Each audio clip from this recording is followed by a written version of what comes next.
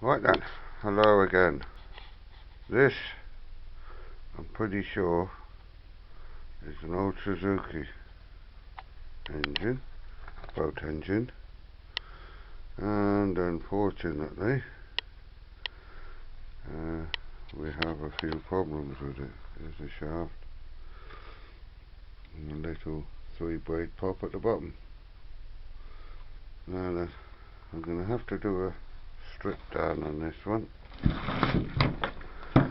because, as you heard of it, there ain't much compression.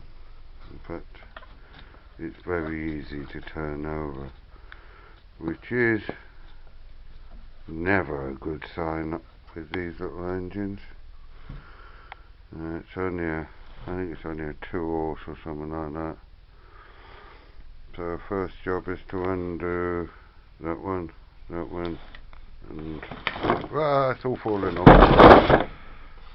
And that one there, that one, and that one to get the engine off. And then we'll take the little head off, which is there, just a few bolts, and see why she hasn't got any compression. I always find with these engines, if you're going to strip them, to strip them properly. We know the electric will work because my neighbour has a unique way of starting this old girl up. I don't know if it's going to be worth fixing, but I thought I'd show you. You put a socket in there, right, and then try to start it up with an electric drill. So that's how bad the compression is. So there's something drastically wrong in there, so I thought I'll make this video and you can see it in a pile of bits. Well, this is what it's supposed to look like. Well, no, it ain't. There's guards that go around this. Yeah, but I don't know what he's done with them. But we shall see. And then on the back here is the little tiny carburetor. Pretty simple. That should turn, but it doesn't. There we go. It's just a bit stiff. That's the choke. See that little flap there? Choke's on, choke's off. So it can breathe through its little hole. Look at that tiny little hole there. I can't even get my finger in there, it's that small. There's a little piston in there going up and down. Sorry, a little piston that goes up and down in there. And let's see, so that there is a little hand throttle. And the bottom plate there turns. Right, that's it turning there. To advance and retard the engine. If it didn't do that, it just wouldn't rev too well. You've got to have advance and retard, which it adjusts the timing a little bit either way. You know, there it'll be at top dead centre, there it'll be a little bit out and more out, just to allow the engine to rev hard. And that screw there, right, makes it is an adjuster. Whoops, hit my finger on it. That's an adjuster, so you can tighten this up. So if this is loose, right, sorry, let's get the filming right, shall we? If that's loose there, and when it's running it vibrates down, what you can do is tighten that a little, not too much, until it's a bit stiffer. This one ain't too bad, you know, not too bad at all. But yeah, and it's got a nice little, that is an old style petrol tap, you turn this bottom bit there. It's quite cute. I've been looking forward to fiddling with this.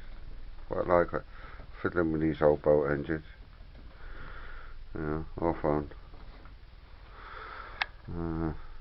Quite a simple little thing, but I bet they're hard to get hold of if that goes. But it still works evidently, and it's got a little, which I feel is very important, a little tiny filter in there. I don't think it's up to much, but it's there.